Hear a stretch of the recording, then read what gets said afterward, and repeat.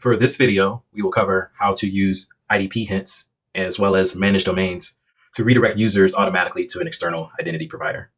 Your use cases may vary, but maybe you have a large customer base that want to log in or federate against their own IDP.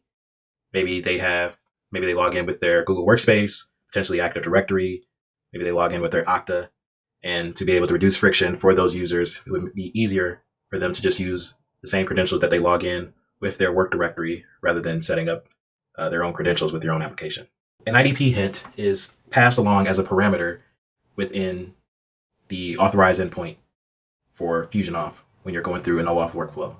So essentially, you have the ability to pass an ID of the identity provider of your choosing. And basically, you can have some logic. Once the user clicks on that button, they get automatically redirected to the right IDP. So I can show you what that looks like. If we go to Settings and click on Identity Providers, we have a couple IDPs already configured. But let's say you want to redirect a user to a Google Workspace IDP. That'd be handled through the Google IDP.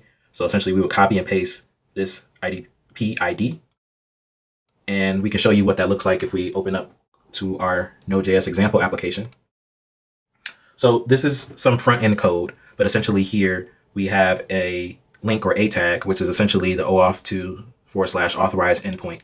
When the user clicks on this button, that's what essentially starts the whole OAuth flow. So within this OAuth endpoint, you have the ability to add a custom parameter called an IDP hint. So if we go to towards the end of this URL, we can be able to put our logic in here. So let's do this.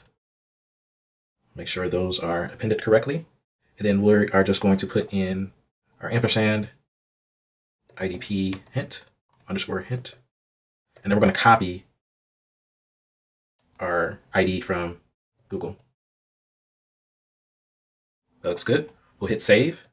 And let's go to our Node.js example at localhost 3000 in an incognito browser. All right. So this login link essentially has the IDP hint parameter already populated. So if we click on this login button, we get redirected to the Google IDP where the user can essentially input their credentials, email, password, etc. Once they successfully authenticate, then the user will be redirected back to your application as the service provider. So that's the use case there. So you can easily have logic within your own application, have like a login with organization button. You collect the user's email address, and essentially you do a lookup within your own database or table and determine what email address that user or IDP that user belongs to. And then you can essentially populate that IDP hint within the authorized endpoint and redirect the user to the proper IDP. Now, managed domains is a different way of accomplishing a similar result. So essentially, let's say we want all users that have the work domain of example.com, we want them to be redirected to Okta IDP. So with managed domains, you can definitely do that.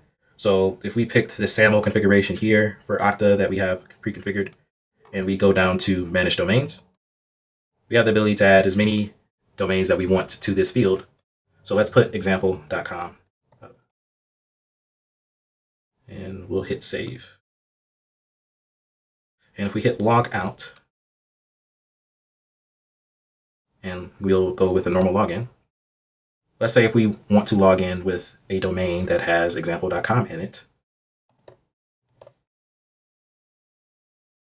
Once we hit next, we automatically get redirected to an Okta IDP to finish entering our credentials.